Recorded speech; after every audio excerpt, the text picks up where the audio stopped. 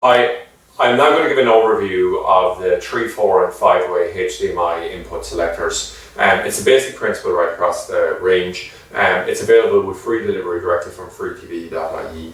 So you can actually see the units here. What you have on the front is you just have the indicators depending on the size of the unit, how many selectors you can have on it. You can do a manual selection on the front here, or there's an on-off switch for it. There's a light indicator here, and then what we have on the back, in this case it's a 5-way with 5 inputs and 1 output. So the idea of a selector like this is you have up to, we'll say, 5 different set-top boxes. This, for instance, is a combo box, so maybe satellite terrestrial. This one is a terrestrial box, and we have a single television. And what you want to be able to do is permanently have all of these units connected up to the television, but make a decision then on which output you're going to look at. And when you go to do it, you can use the button on the front of it, or you can use the remote control. Now, warning on this, the remote control on this does work, but the range is very, very limited. So you're almost better off to use the button on the front. Certainly when we're doing the videos here, that's normally what we'll do. So I want to grab this power unit that comes with it here. It comes with a 3-pin plug. I'm going to power over here.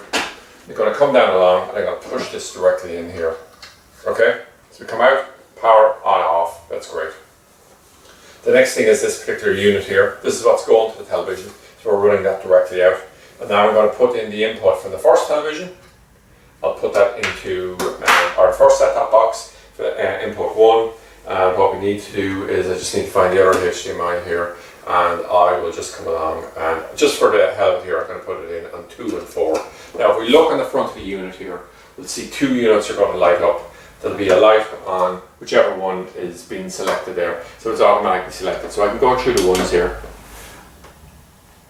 So it's not going through each of them there. It's only going to the ones that has a thing, because it knows, we'll say, if there's no HDMI there, why will I possibly go to that thing? Equally, we come along, use the button here to come along, select 1, 2, 3, 4, and 5. So you can see here, we'll say this is a high definition T2 terrestrial box. This is a Ferguson combo box, which again, S2 full high definition, and that works fine. Now, I'm just going to talk about what circumstances this won't work in and what you'd have to use an alternative to it, okay? So there's 2 things really to be aware of.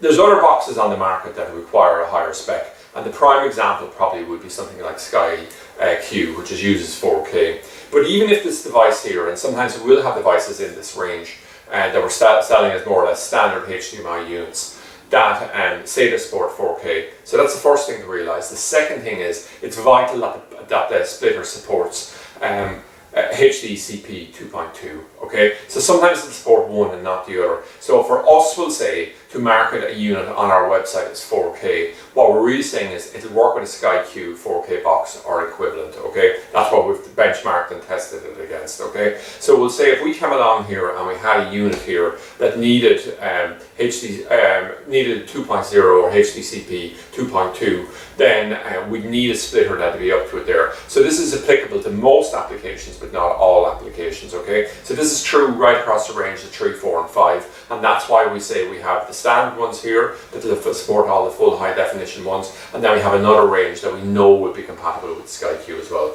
So that's it anyway, an overview of the 3, 4, and 5-way HDMI input selectors.